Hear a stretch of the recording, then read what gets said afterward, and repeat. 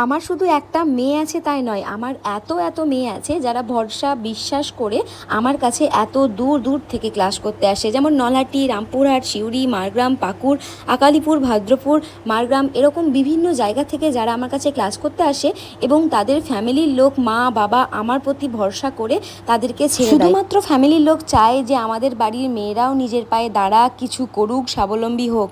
এটা কি তাদের অন্যায়? নাকি 12-13 বছর বয়সে তাদেরকে বিয়ে দিয়ে শ্বশুরবাড়ি পাঠিয়ে দেওয়াটা অন্যায়? আরজিকর মেডিকেল কলেজে যে ঘটনাটা ঘটেছে সেটা নিয়ে আমাদের প্রত্যেকটা মানুষের ভেতরে একটা আতঙ্ক সৃষ্টি হয়েছে।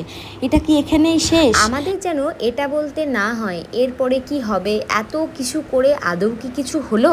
এবার সবার সামনে জাস্টিস যেন আসে, সবার মনের মধ্যে যেন গেঁথে থাকে এর একটা সুরাহ হয়েছে, চরম শাস্তি যেন হয়। এই ঘটনা ঘটানোর আগে দুবার যেন ভাবে, জাস্টিস দেখতে চাই।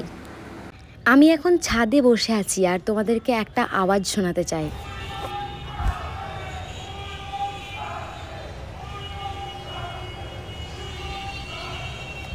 আজকে 16ই আগস্ট 5টা 30 আর তারাপীঠ রাস্তায় মিছিল বেরিয়েছে। বুঝতে পারছো কেন? আর আমাকে বিস্তারিত আলোচনা করতে হবে না। প্রত্যেকটা মেয়েদেরকে বলতে চাই, তোমরা অবশ্যই দূর কোথাও গেলে গার্জেন নাও, একা একা বেরিয়ে পড়ো না, সাহস নিয়ে। মনের কিছু কথা তোমাদের সঙ্গে শেয়ার করলাম, কিছু ভুল বলে থাকলে অগ্রিম ক্ষমা প্রার্থী। আসলে অনেক দূর থেকে আমার স্টুডেন্টরা আসে, তো ওদের জন্য একটা চিন্তা হচ্ছিল বলে এরকম একটা ভিডিও বানানো। সেদিন ছিল ওদের এক্সাম ডে।